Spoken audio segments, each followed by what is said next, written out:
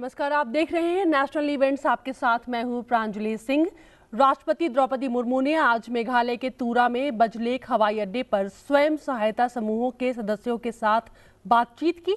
उन्होंने तूरा में नए एकीकृत प्रशासन परिसर की आधारशिला भी रखी है। इस मौके पर राष्ट्रपति ने कहा कि देश को साल 2047 तक विकसित राष्ट्र बनाने के सपने को साकार करने के लिए सामाजिक, आर्थिक, राजनीतिक और आध्यात्मिक क्षेत्रों में महिलाओं का सशक्तिकरण होना काफी जरूरी है। उन्होंने ये भी कहा कि देश की महिलाएं अपनी पहचान बना रही हैं। कई क्षेत्रों में महिलाओं के लिए विकल्प खुले हैं, चाहे वो क्षेत्र रक्षा का हो, विज्ञान, खेल, शिक्षा, कृषि या फिर कोई और क्षेत्र। महिलाओं को केवल कुछ प्रेरक शब्दों, प्रोत्साहन और अच्छे कार्यों पर सराहना की जरूरत है। The government has not only taken several steps for the social and economic development of women, but has also taken major steps towards ensuring their political participation. The Nari Shakti Bandhan Act has provisions to reserve 1/3 seats for women in the Lok Sabha and legislative assemblies. However, there is still a long way to go in the direction of women empowerment. Sometimes women struggle to find their rightful place in their own families. It is high time that people start recognizing the value and qualities of women around them and support them. Ladies and gentlemen, the idea of women-led development can be implemented only when the women get the freedom to make their choices. With economic independence, this has become a reality to some extent. During one of my interactions with women of self-help groups in Srinagar, one woman shared how she has also started taking decisions regarding the renovation of her house or the furniture to be brought. राष्ट्रपति द्रौपदी मुर्मू मेघालय के दौरे पर हैं, जहां आज उन्होंने मौफलांग में कई विकास परियोजनाओं का उद्घाटन और शिलान्यास भी किया है। इस मौके पर राष्ट्रपति ने कहा कि ये जो विकास है वो पूरी परियोजना पूर्वोत्तर के विकास में अहम भूमिका निभाने जा रही है। राष्ट्रपति ने कहा कि केंद्र सरकार की नीतियों का लाभ पूर्वोत्तर तक पहुंच रहा है। राष्ट्रपति ने कहा कि मेघालय एक मॉडल राज्य के रूप में उभरने के लिए दृढ़ प्रयास कर रहा है। The government has made significant conservation efforts to ensure that biodiversity is maintained.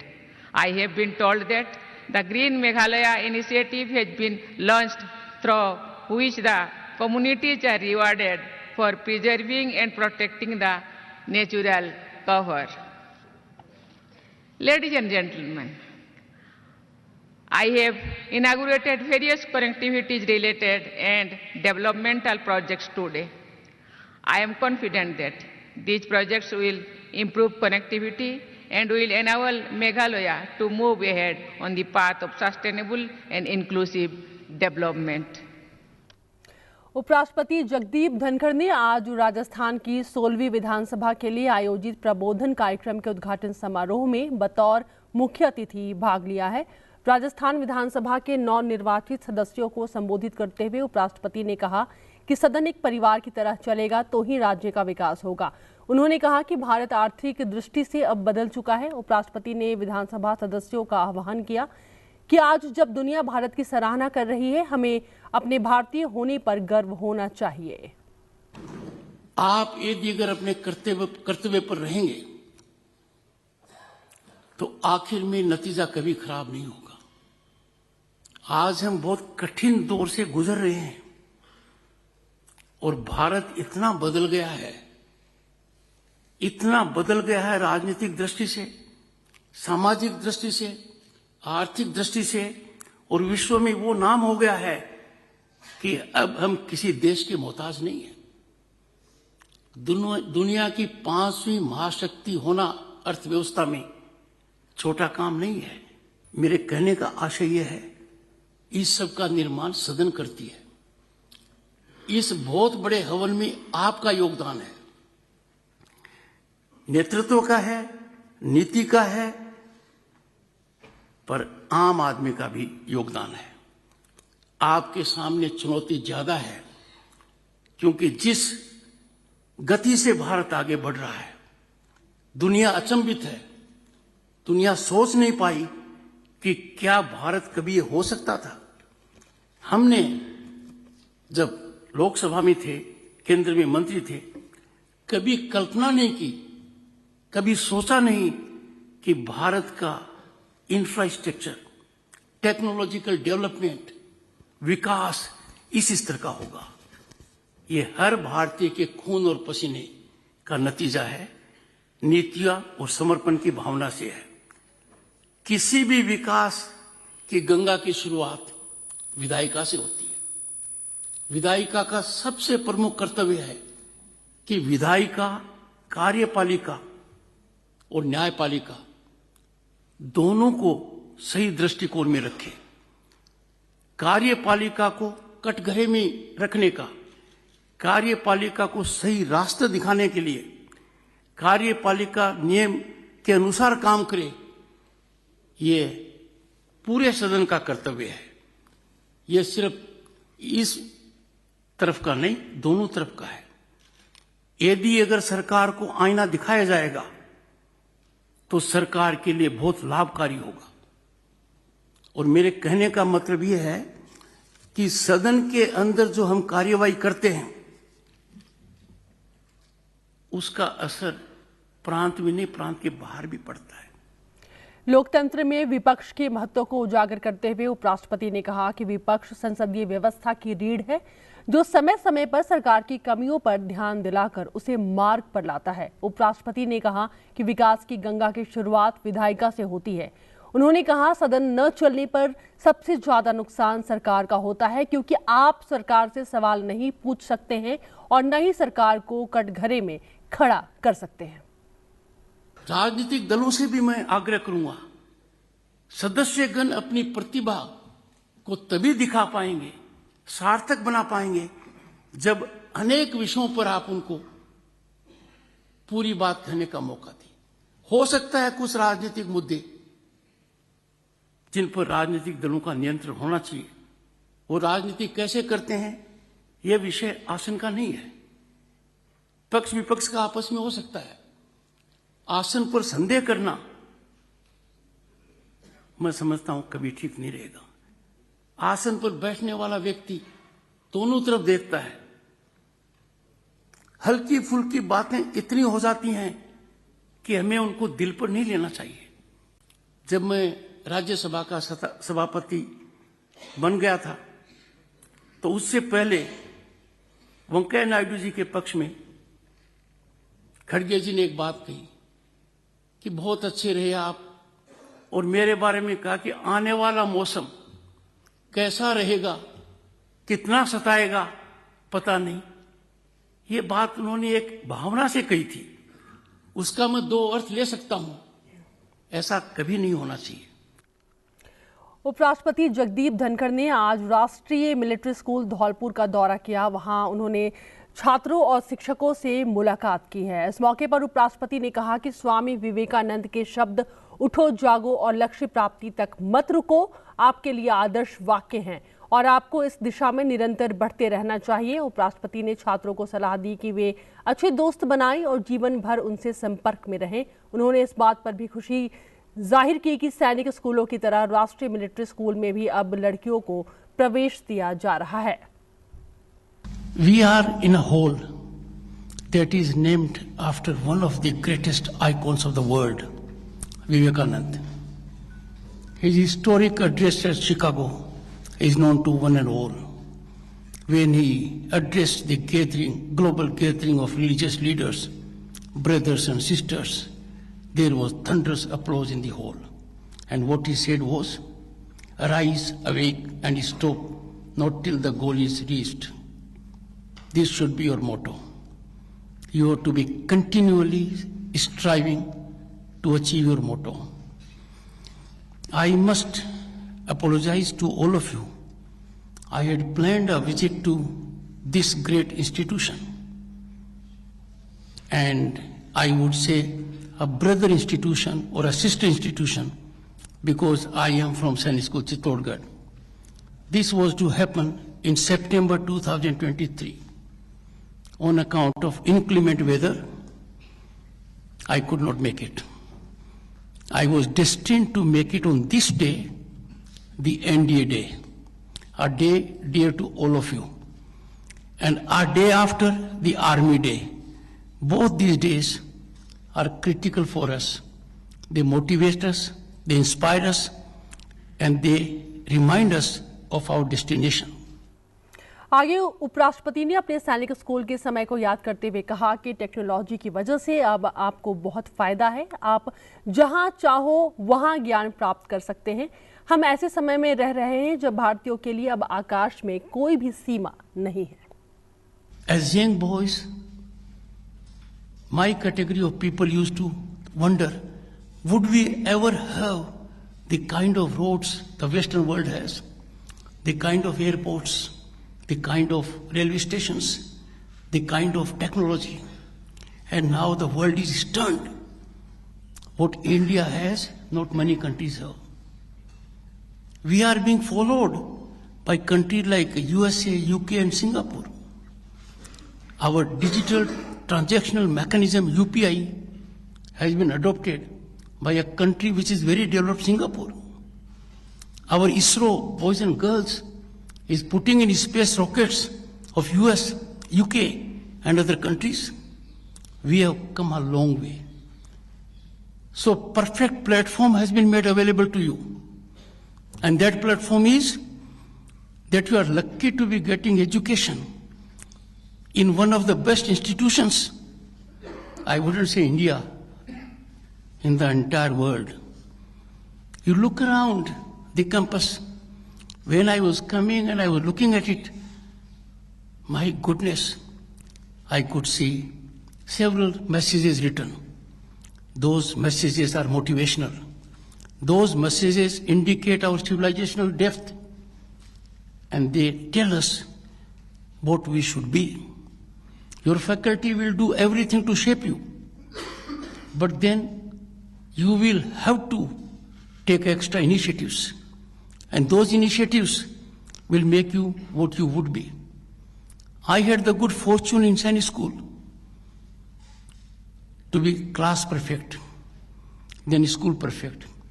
That was only on the strength that academically I was brilliant. But I missed out certain things. I was so much obsessed with my rank in the academics that I couldn't give time to other aspects. Now is the time for you to evolve like a Plato. Academic brilliance is one part, sports is another, cultural activities is yet another. There are several facets. Because in general, the school will teach you ethics, high degree of professionalism, discipline and decorum, but knowledge you have to gain for yourself. प्रधानमंत्री नरेंद्र मोदी ने आज आंध्र प्रदेश के पलसमुद्रम में national academy of custom indirect tax and narcotics के नए परिसर का उद्घाटन किया है। इस मौके पर प्रधानमंत्री ने कहा कि आजकल पूरा देश राममय है। प्रभु राम का जीवन विस्तार उनकी प्रेरणा, आस्था, भक्ति के दायरे से कहीं ज्यादा है। प्रभु राम समाज जीवन में सुशासन के ऐसे प्रतीक हैं जो आपके संस्थान के लिए भी बहुत बड़ी प्रेरणा बन सकते हैं। उन्होंने कहा कि राम राज्य सुशासन के इन्हीं 4 स्तंभों पर खड़ा था, जहां सम्मान से बिना भय के हर कोई सिर ऊंचा कर चल सके, जहां हर नागरिक के साथ समान व्यवहार हो, जहां कमजोर की सुरक्षा हो, जहां धर्म यानी कर्तव्य सर्वोपरि हो। ऐसी पुण्य अवधि में यहां ईश्वर से साक्षात आशीर्वाद पाकर मैं धन्य हो गया। आजकल तो पूरा देश राममय है, राम जी की भक्ति में सराबोर है। लेकिन साथियों, प्रभु श्री राम का जीवन विस्तार, उनकी प्रेरणा, आस्था, भक्ति के दायरे से कहीं ज्यादा है। प्रभु राम गवर्नेंस के, समाज जीवन में सुशासन के ऐसे प्रतीक हैं जो आपके संस्थान के लिए भी बहुत बड़ी प्रेरणा बन सकते हैं। साथियों, महात्मा गांधी कहते थे कि राम राज्य का विचार ही सच्चे लोकतंत्र का विचार है। गांधी जी ने ऐसा कहने के पीछे वर्षों का उनका अध्ययन था, उनका दर्शन था। राम राज्य यानी एक ऐसा लोकतंत्र जहां हर नागरिक की आवाज सुनी जाती थी और उसे उचित सम्मान मिलता था। प्रधानमंत्री ने कहा कि NACIN की भूमिका देश को एक आधुनिक इकोसिस्टम देने की है, एक ऐसा इकोसिस्टम जो देश में व्यापार को आसान बना सके, जो भारत को वैश्विक व्यापार का अहम पार्टनर बनाने के लिए मैत्रीपूर्ण माहौल बना सके, जो टैक्स, सीमा शुल्क, नशीले पदार्थ जैसे विषयों के माध्यम से देश में व्यापार को आसान करने के लिए बढ़ावा देता है। उन्होंने कहा कि बीते 10 सालों में कर व्यवस्था में बहुत बड़े रिफॉर्म्स आए हैं। हमने बीते 10 वर्षों में टैक्स सिस्टम में बहुत बड़े रिफॉर्म किए। पहले देश में भांति भांति की टैक्स व्यवस्थाएं थी जो सामान्य नागरिक को जल्दी समझ में नहीं आती थी। पारदर्शिता के अभाव में ईमानदार टैक्स पेयर को, बिजनेस से जुड़े लोगों को परेशान किया जाता था। हमने GST के रूप में देश को एक आधुनिक व्यवस्था दी। सरकार ने इनकम टैक्स सिस्टम को भी आसान बनाया। हमने देश में फेसलेस टैक्स असेसमेंट सिस्टम शुरू किया। इन सारे रिफॉर्म्स के कारण आज देश में रिकॉर्ड टैक्स कलेक्शन हो रहा है। प्रधानमंत्री नरेंद्र मोदी ने श्री सत्य साई जिले के पलासमुद्रम में national academy of custom indirect tax and narcotics के नए अत्याधुनिक परिसर का दौरा भी किया, जिसकी तस्वीरें आप देख रहे हैं। आंध्र प्रदेश के लेपाक्षी में प्रधानमंत्री नरेंद्र मोदी ने वीरभद्र मंदिर में दर्शन किए और पूजा अर्चना किया। उन्होंने वहां पर प्रधानमंत्री ने लेपाक्षी में वीरभद्र मंदिर में रंगनाथ रामायण की चौपाइयां भी सुनी। प्रधानमंत्री नरेंद्र मोदी ने लेपाक्षी मंदिर में वीरभद्र मंदिर में राम भजन भी गाया। तस्वीरें आप देख रहे हैं।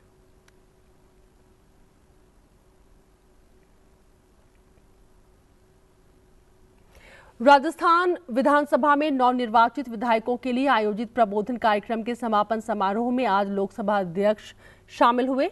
इस मौके पर लोकसभा अध्यक्ष ने विधायकों से आह्वान किया कि संवैधानिक दायित्वों का निर्वहन करते हुए प्रदेश के कल्याण और जनता की आशाओं को पूरा कर राजस्थान के गौरवशाली लोकतांत्रिक इतिहास को समृद्ध बनाएं।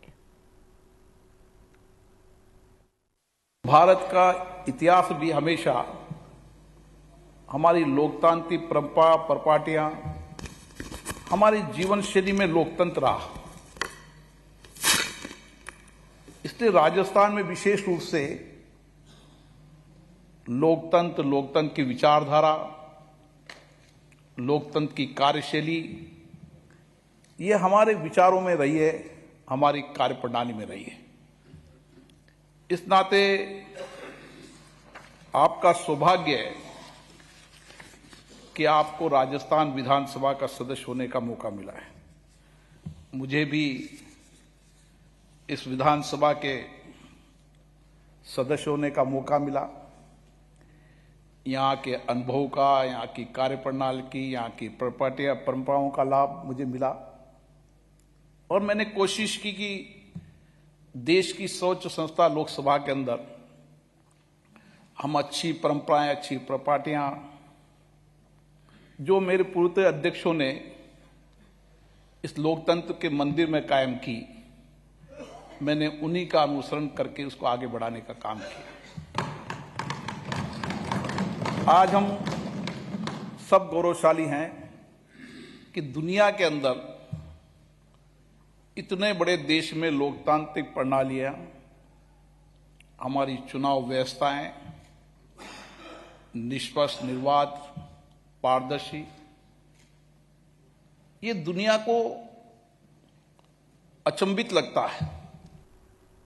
आज के लिए नेशनल इवेंट्स में इतना ही। आप देखते रहे संसद टीवी। नमस्कार।